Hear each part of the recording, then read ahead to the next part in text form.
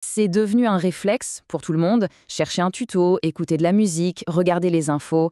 Bref, YouTube est absolument partout. Mais comment est-ce qu'une simple idée, qui a peut-être germé lors d'un dîner, a pu se transformer en cet empire qui a totalement redéfini notre culture?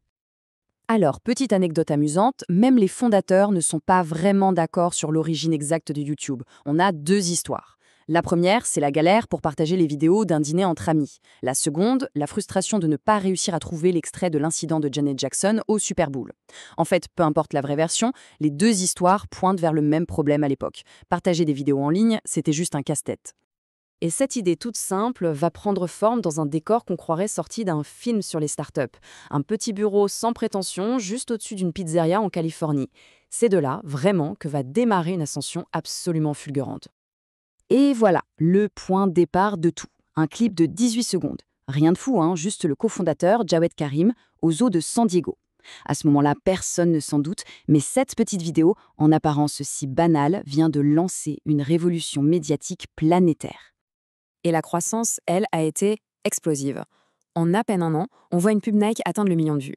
Mais le vrai tournant, le moment où tout bascule, c'est avec le sketch Lazy Sunday de l'émission Saturday Night Live. D'un coup, YouTube n'est plus juste un site de partage, c'est une force culturelle, capable de créer des phénomènes viraux. Les spectateurs affluent par millions, et en coulisses, un géant a tout observé, Google. Moins de 2 ans après sa création, YouTube est racheté. Le montant 1,65 milliard de dollars. Avec la puissance de feu de Google derrière, YouTube ne va plus seulement grandir. Non, la plateforme va littéralement exploser et atteindre une échelle qui, honnêtement, dépasse l'entendement. Pour se faire une idée, aujourd'hui, YouTube est le deuxième site le plus visité au monde. Sa base d'utilisateurs actifs chaque mois, c'est l'équivalent des populations de la Chine et de l'Inde, réunies. L'échelle elle est juste colossale. Et toute cette audience, elle consomme du contenu à un rythme absolument effréné. Chaque jour, c'est plus d'1 milliard d'heures de vidéos qui sont regardées sur la plateforme. Si on mettait tout ça à bout, ça représenterait plus de 114 000 ans de visionnage par jour. C'est dingue. Forcément, une attention aussi massive, ça se monétise. Avec plus de 31 milliards de dollars de revenus publicitaires rien qu'en 2023, YouTube n'est pas qu'un petit projet pour Google.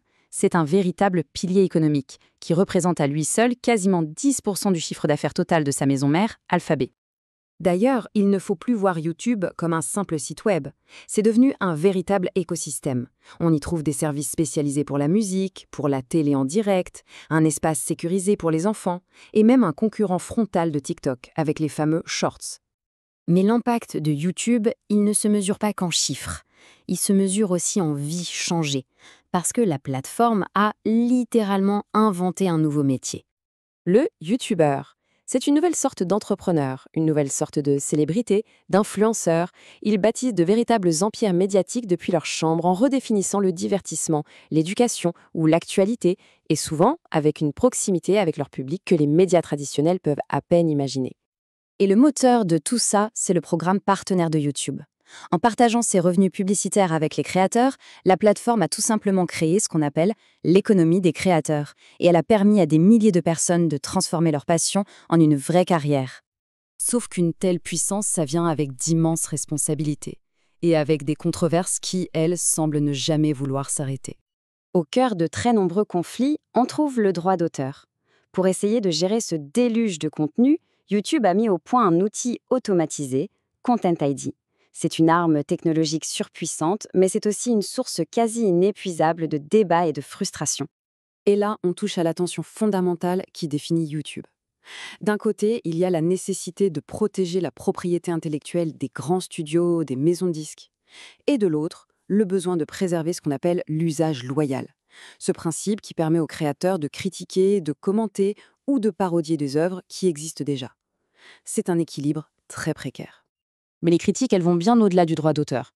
Désinformation, censure parfois jugée incohérente, protection des données personnelles et surtout la sécurité des enfants. YouTube est constamment sur le grill, en train de jongler avec des problèmes qui sont la conséquence directe de sa taille démesurée. La critique est si forte qu'elle vient même de l'intérieur. L'un des cofondateurs, Jawed Karim, a publiquement attaqué une décision de YouTube de supprimer le compteur public de dislike. Sa citation est assez parlante, elle montre une méfiance profonde envers l'ingérence de la plateforme qui, selon lui, l'amène tout droit à son déclin. Au final, toutes ces controverses nous ramènent à une seule et unique question. Une question qui ne concerne pas que YouTube, mais en fait tout Internet. Est-ce que c'est une simple plateforme, un hébergeur neutre de contenu, ou bien est-ce que c'est un éditeur qui est moralement et légalement responsable de ce qui est publié sur ses pages? La réponse qu'on apportera tous ensemble à cette question, eh bien c'est elle qui définira le futur de notre monde numérique.